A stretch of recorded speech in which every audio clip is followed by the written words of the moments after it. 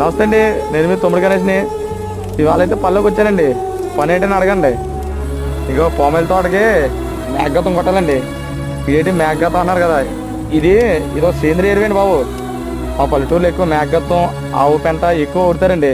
ఇదే అన్నట్టుగానండి. ఇగో ఇది మేఘగతం అండి. దీన్ని ఏంటంటే ఇప్పుడు ఈ పామాయిలు ఉన్నారు కానీ పామాయిలు మొదలు వేస్తామండి. ఏంటండి అంటే ఇది చాలా సారమండి.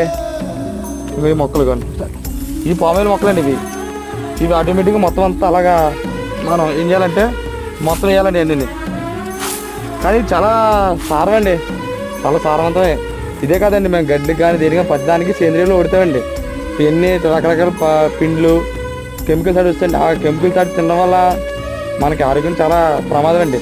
కానీ మీరు కూడా ఎక్కువ పల్లెటూరులో ఎవరైనా తెలిసిన వాళ్ళు ఉంటే మీరు మాత్రం సేంద్రియంతో పండించే పంటలు మాత్రం తినండి. అవే ఆరోగ్యకరం అండి. మిగతావన్నీ కెమికల్స్ కొత్త ఇచ్చేస్తారు, అది చాలా ప్రమాదకరం. మీకు